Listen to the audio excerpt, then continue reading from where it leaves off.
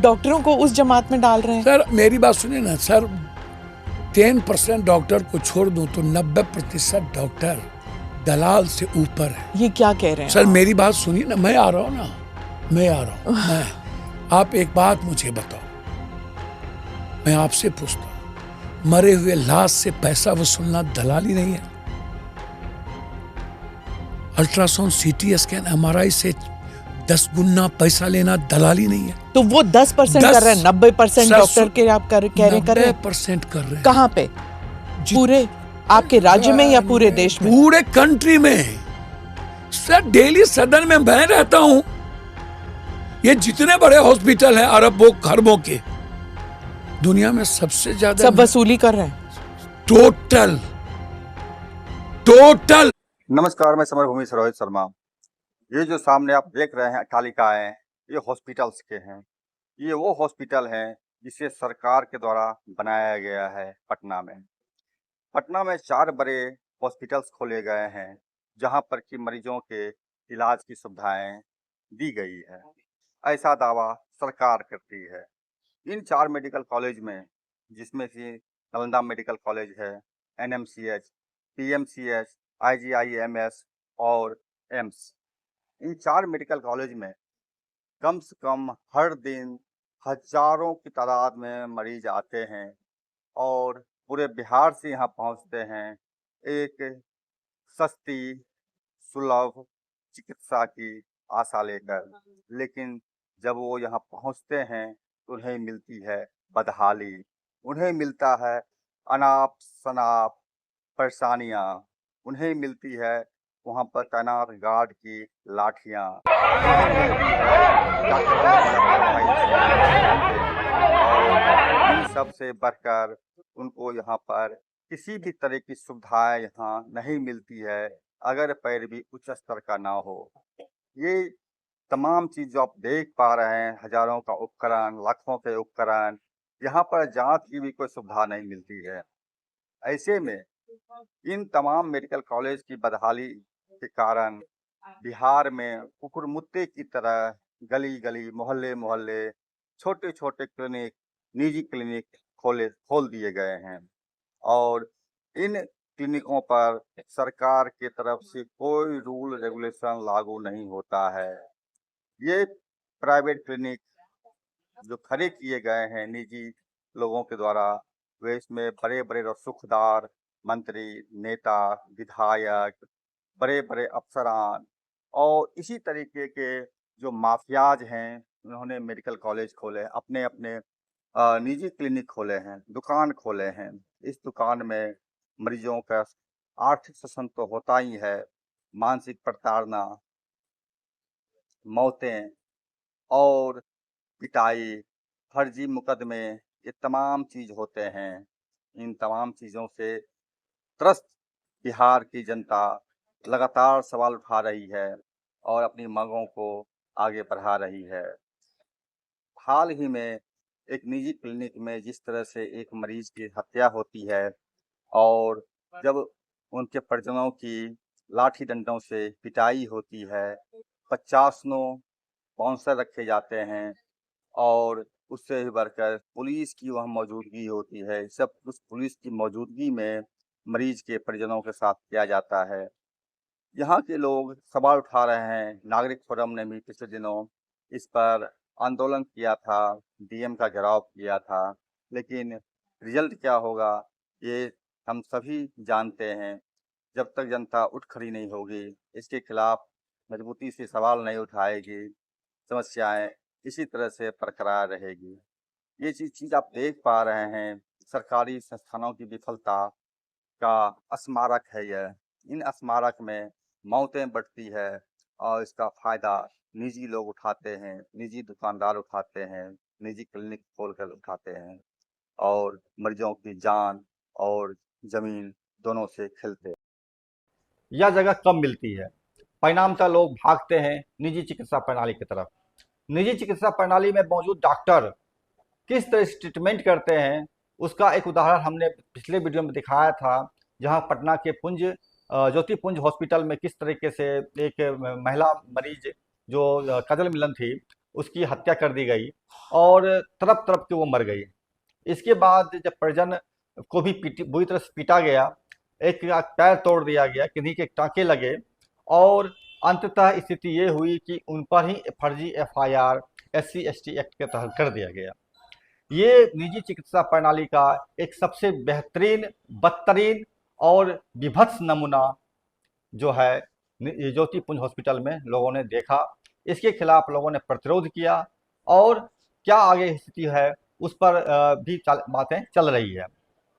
मेरे साथ है उदयन, जो इस मामले पर और निजी चिकित्सा प्रणाली, सामूहिक शिक्षा प्रणाली, चिकित्सा प्रणाली या सरकारी चिकित्सा प्रणाली जो भी है इस देश में, उस पर उनका एक अच्छा अध्ययन है। हम सीधा उनसे ही जानते हैं इस पर क्या समस्याएं बिहार में आ रही है, देश के अंदर हो रहा है और इसे किस तरह से निपटा जाए।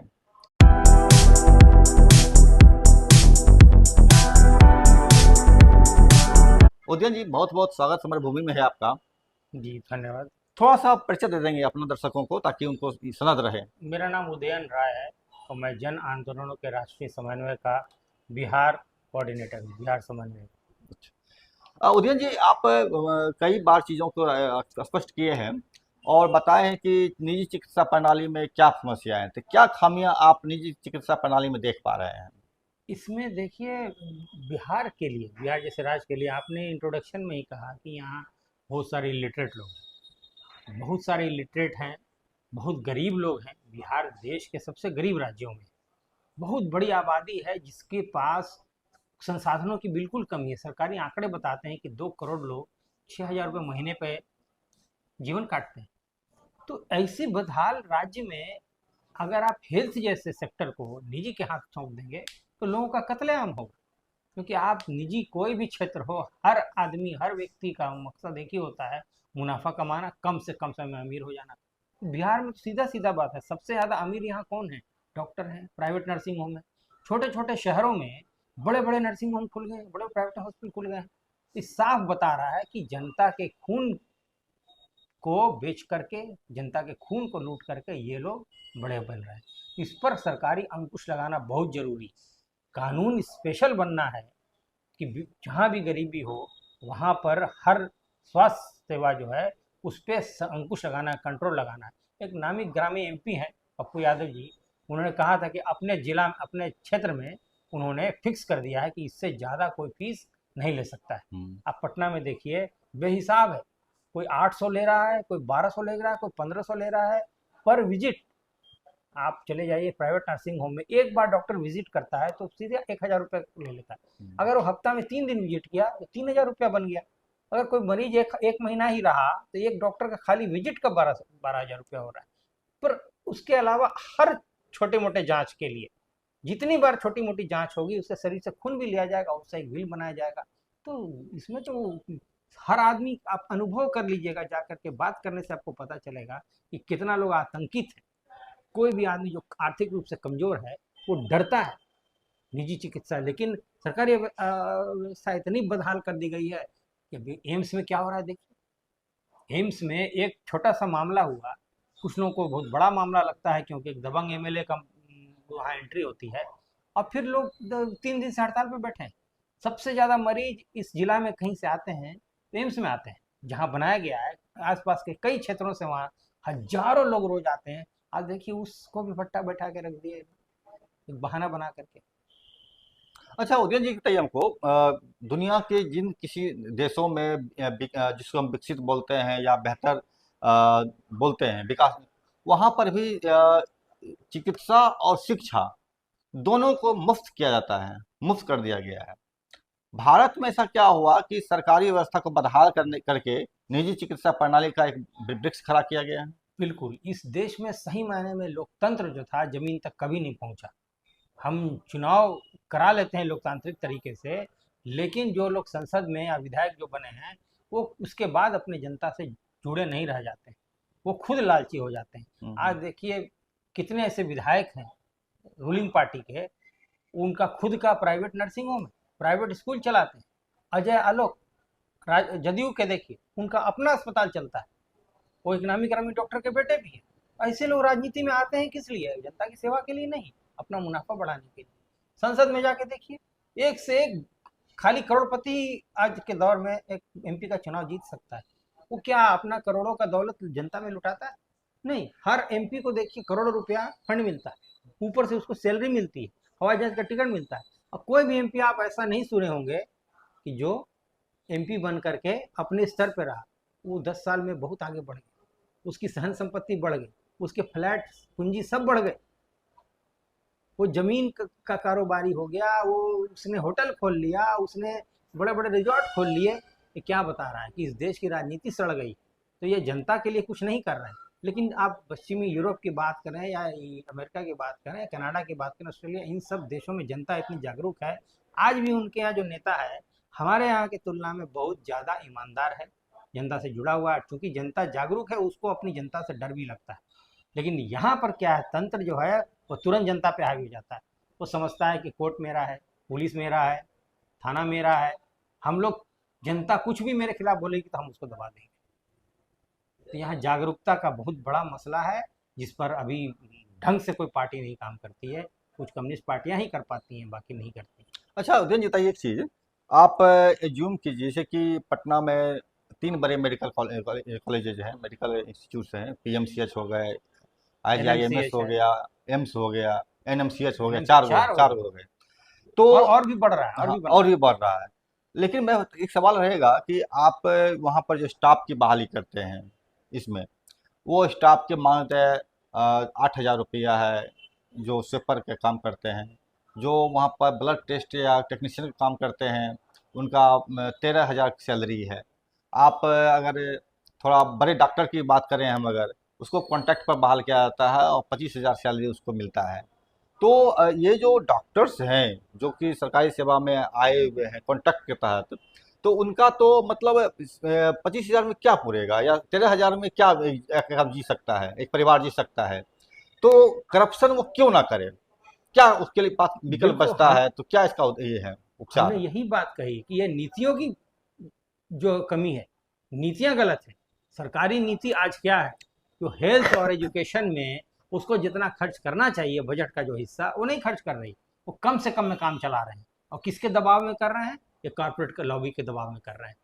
क्योंकि अगर पैसा सरकार खर्च करने लगेगी, खूब अच्छे डॉक्टर रखेगी, उसको अच्छा सैलरी देगी, तो जाहिर है वो प्राइवेट प्रैक्टिस के लिए नहीं भागेंगे। हालांकि ऐसा पाया नहीं जा रहा है, जो डॉक्टर ऐसे भी हैं आपको मिलेंगे जो काफ़ी सीनियर हैं और नौकरी भी पकड़े हुए हैं और प्राइवेट प्रैक्टिस भी कर रहे हैं।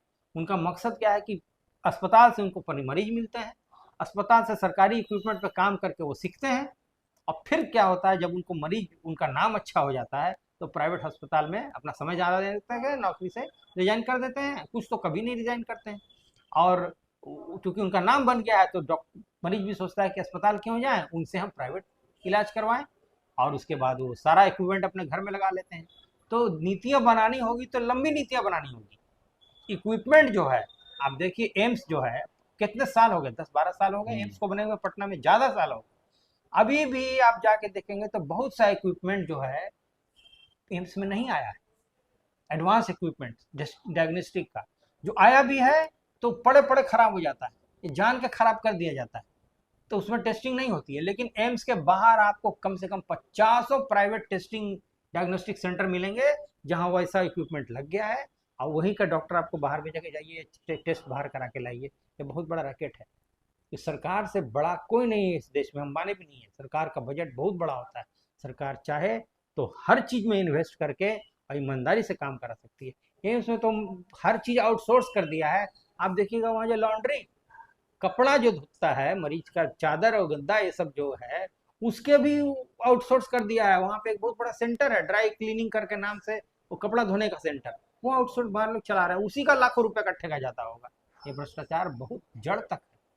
एक चीज हमने बताई है, हाँ, हर क्षेत्र में। ये जो आप तो ये पटना है एक, मतलब जहाँ राजधानी है बिहार की, गाँव की क्या स्थिति है? जहाँ पे क्लिनिक चल रहे हैं, छोटे छोटे क्लिनिक खोले हुए, वहाँ पर तो क्या स्थिति दिख रहा गांव है की आपको? स्थिति तो और बदतर है कि यहाँ तो कम से कम आपको चोर डॉक्टर नहीं मिलेंगे, लेकिन वहाँ तो जो डॉक्टर नहीं भी है, तो डॉक्टर के साथ काम करके जो कंपाउंडर है, वो जो सीख जाता है बहुत कुछ, वो गांव में जाके क्लिनिक खोल लेता है। और चूंकि उसका हाथ साफ होता है, डिग्री भले ना हो, वो 10 डॉक्टर से अपना कॉन्ट्रैक्ट रखता है। कॉन्ट्रैक्ट कर लेता है और उसके बाद वो हॉस्पिटल चलाता है, डॉक्टर को वहाँ बुलाता है, कभी कभी इलाज करवा देता है, डॉक्टर से सीख लेता है 10 12 20 25 दवाई का नाम। बहुत आसान है आजकल सीख जाना, और खुद ही बैठ करके वो दवा भी लिख देता है, और 100 में से हो सकता है कि 50-60 मरीज ठीक भी हो जाए, और जो बर्बाद करता है उसको पटना रिफर कर दिया जाता है। ये मैं चूँकि समाज सेवी हूँ, मैं कई लोगों का इलाज करवाने जब बाहर से केस आता है, खगड़िया से, अररिया से, पूर्णिया से, जो पिछड़े जिला है यहाँ बहुत गरीबी है, तो उनको मैं जाके इलाज कराता हूँ। वो वहाँ का जो पेपर लाते हैं इलाज का, यहाँ के डॉक्टर देखते हैं तो गुस्सा जाते हैं, बोलते हैं कि बीमारी कुछ थी, इलाज कुछ हो रहा है, डायग्नोसिस सही नहीं था, डॉक्टर ठग रहा था पैसा, और ठगते ठगते उसने केस को खराब कर दिया। तो मैं बहुत दुख लगता है कि वैसे बहुत सारे केसेस हैं जो बच नहीं पाते सिर्फ इसलिए कि वो छोटे शहर में इलाज सही नहीं हो रहा। अच्छा, अभी एक प्रकरण चल रहा है पटना में, जो कि सिटीजन फोरम के तहत, जिसमें कि ज्योतिपुंज हॉस्पिटल के तहत जो है एक मरीज की हत्या हुई, उसको लेकर के एक प्रोटेस्ट चला था 29 जुलाई को। तो क्या परिघटना थी और उसको किस रूप में देख पाते हैं आप? आप जुड़े रहे उस आंदोलन से, मैं भी जुड़ा रहा हूँ, उस पर काफी कुछ कहा जा चुका है। मैं जुड़ा हुआ नहीं हूँ, मैंने देखा है, मैंने जी, रिपोर्टिंग आपने किया देखा, उस आपने पर। रिपोर्टिंग की है, जी। आपने कई लोगों की राय जान ली होगी। सवाल सिर्फ ज्योतिपुंज का नहीं है, ये ऐसा हुआ कि अभी वो मामला हाईलाइट हो गया। हाईलाइट इसीलिए हुआ क्योंकि जिसकी हत्या की गई, जिस मरीज की नेग्लिजेंस से, वो मरीज खुद हाई प्रोफाइल थी, हाईकोर्ट की एम्प्लॉय थी, और उनके परिवार में सभी डॉक्टर थे। अब मामला ये है कि ऐसे कितने केस गरीब गुरबा के साथ हो जाते हैं, कमजोर के साथ हो जाते हैं। मेरे अपने साथ भी हुआ था आज से 25-30 साल पहले, प्राइवेट नर्सिंग होम वृंदावन नाम का। तो वो बेचारे शिकायत नहीं कर पाते हैं, लड़ नहीं पाते हैं, डर जाते हैं, भाग जाते हैं। तो आज की बैठक में बताया गया कि कितने ऐसे हैं जो डेड बॉडी रख लेते हैं, और अस्पताल जो है प्राइवेट, ये अपना इंश्योरेंस करा के रखते हैं, तो उनके यहाँ जो मरीज मरते हैं उसका पैसा वो वसूल लेते हैं सरकार से, मरीज को कुछ नहीं मिलता। ये सारी खामियां हैं हेल्थ सेक्टर की, ये सरकारी पॉलिसीज की खामी है, इसमें बड़े परिवर्तन की जरूरत है। और ये सवाल जनता की तरफ से आंदोलन उठ करके जाए और नेताओं के सामने रखा जाए, और इसके लिए कानूनन एक लड़ाई लड़ी जाए, और इसमें कुछ नए कड़े कानून बनाए जाएंगे, तभी जा करके कुछ राहत मिलेगी। अच्छा, ये मोदी सरकार ने जब सत्ता में आया था तो उन्होंने एक कार्ड का घोषणा किया था, आयुष्मान कार्ड। तो आयुष्मान कार्ड की क्या स्थिति दिख रही है आपको, कितने फायदे हुए हैं उसके? मुझे जहाँ तक जानकारी मिली, आयुष्मान कार्ड का फायदा मरीज को कम, और जहाँ से पैसा रिलीज होता है वहाँ ज़्यादा होता है। या चूंकि मैंने उस कार्ड का इस्तेमाल नहीं किया है, इस सवाल का बेहतर जवाब वही लोग देंगे। इसके पीछे भी एक रैकेट चल रहा है, एक बड़ा घोटाला है। उस नाम से मरीज तक पैसा पहुँचते पहुँचते बहुत लोग के जेब में पैसा चला जाता है।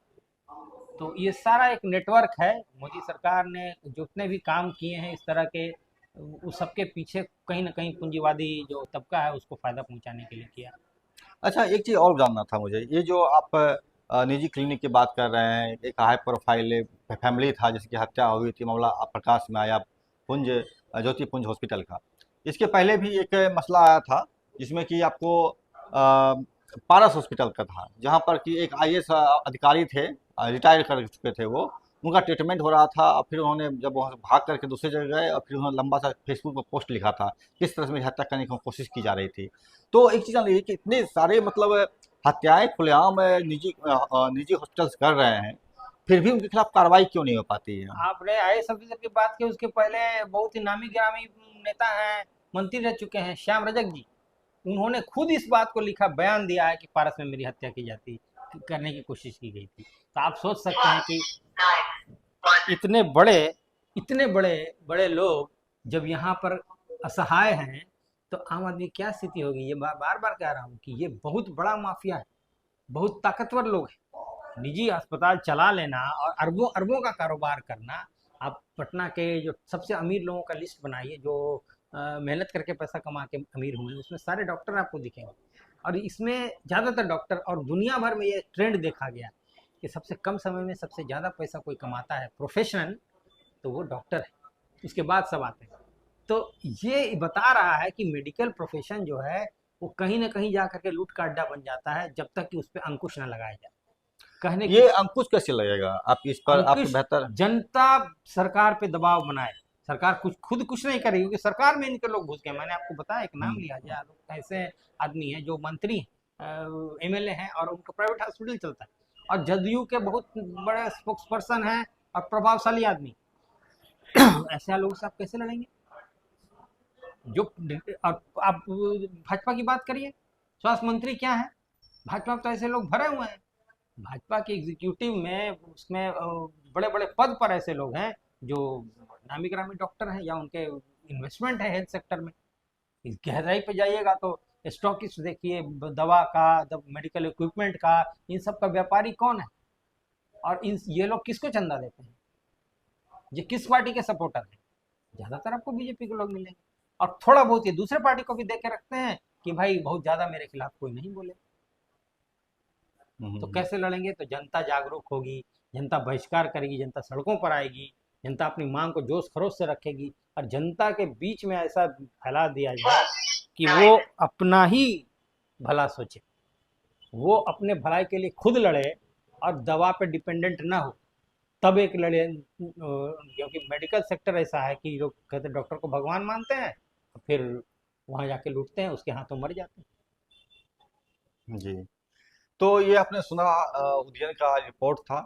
इन्होंने स्पष्ट कहा कि जिस तरह से निजी चिकित्सा संस्थान लूट का अड्डा बना हुआ है, वहाँ पर मर्डर सीधा होता है। अगर आप वहाँ कुछ बोलते हैं तो ये लोग डॉक्टर कम बाउंसर ज़्यादा रखते हैं, और इस तरीके से आज बिहार के लोगों का लूट सीधे सीधे यह सत्ता में घुसे हुए ये माफियाज कर रहे हैं। इससे कैसे निपटेंगे, क्या करेंगे, जनता खुद समझदार है, जनता देखेगी आगे और अपने तरीके से इस लड़ाई को लड़ेगी भी, और लड़ना भी चाहिए। क्योंकि शिक्षा और चिकित्सा दोनों ही सेवा किसी भी देश में मुफ्त होनी चाहिए, और मुफ्त करना ही एक इसका निदान है। मुफ्त के साथ साथ गुणवत्तापूर्ण और विश्वसनीय सेवा भी बहुत ही ज़रूरी है। बहुत बहुत शुक्रिया आपका, आपने देखा, आपने उदयन आज जी आपका भी बहुत बहुत शुक्रिया, आपने चीज़ों को बताया। और हम दर्शकों को कहना चाहेंगे कि आप इन सवालों को देखें और क्या सोचते हैं इस सवाल पर अपने कमेंट्स के जरिए हमें बताएं, ताकि दूसरे लोग भी इससे इंस्पायर हो सकें और चीज़ों को गहराई से देख सकें। बहुत बहुत शुक्रिया, नमस्कार आपको। मैं रोहित शर्मा समरभूमि से। चैनल लाइक कीजिए, सब्सक्राइब कीजिए, शेयर कीजिए और हमसे जुड़े रहिए। शुक्रिया जी। धन्यवाद।